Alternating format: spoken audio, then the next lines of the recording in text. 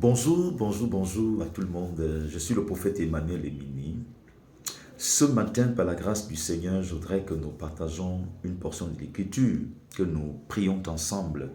Je voudrais d'ailleurs prier pour certaines personnes qui me suivent, ces personnes qui sont dans le découragement en ce moment, ces personnes qui ne prient plus, c'est-à-dire que les circonstances sont assez graves et à un moment donné, on ressent un peu cette faiblesse, ce découragement de pouvoir se lever soit très tôt le matin pour prier, soit ou alors en journée ou avant de se coucher, je ne sais pas à quel moment vous priez souvent.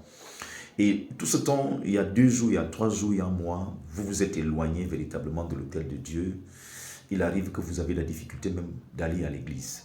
Alors, je voudrais que nous partageons cette portion de l'Écriture qui va certainement vous faire du bien, ou du moins qui va vous ressourcer. Parce que comme vous le savez, la parole de Dieu est une source. La parole de Dieu est ce qui nous redonne la force. Nous nous souvenons que Ésaïe disait dans le chapitre, je crois le chapitre 40, à partir du verset 39 en montant. Donc Dieu disait que c'est lui qui renouvelle les forces. Et Dieu renouvelle donc nos forces par sa parole. Alors, dans le livre de Luc, chapitre 18, dans son verset premier, il est écrit ceci exactement. Jésus leur adressa une parabole pour montrer qu'il faut toujours prier et ne point se relâcher. Jésus leur adressa une parabole pour montrer qu'il faut toujours prier et ne point se relâcher.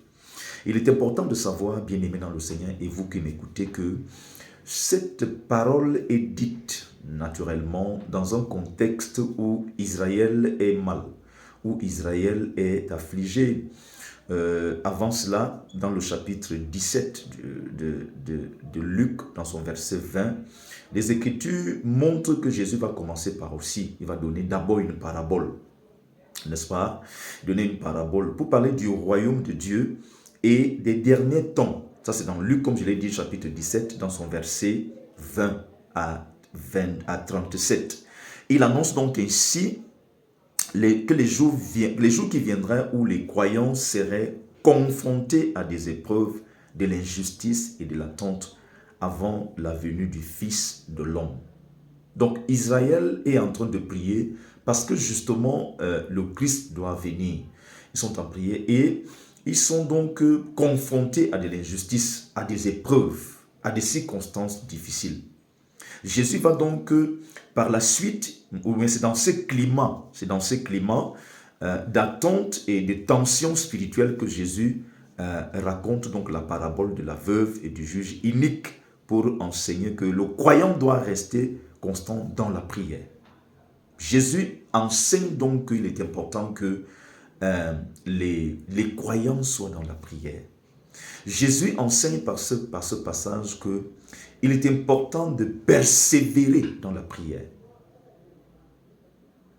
Il faut toujours prier et ne point se relâcher. Et vous savez, à un moment donné, il y a beaucoup de gens qui disent c'est quand je prie que j'ai plus de persécutions. Et quand je prie, j'ai l'impression que Dieu ne réagit pas.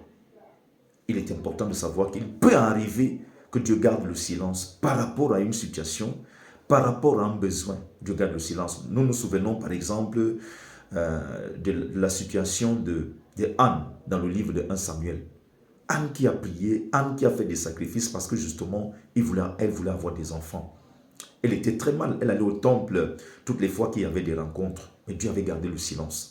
Mais il est important de savoir que le silence de Dieu ne veut pas dire que Dieu ne va pas vous exaucer, que Dieu ne peut pas agir.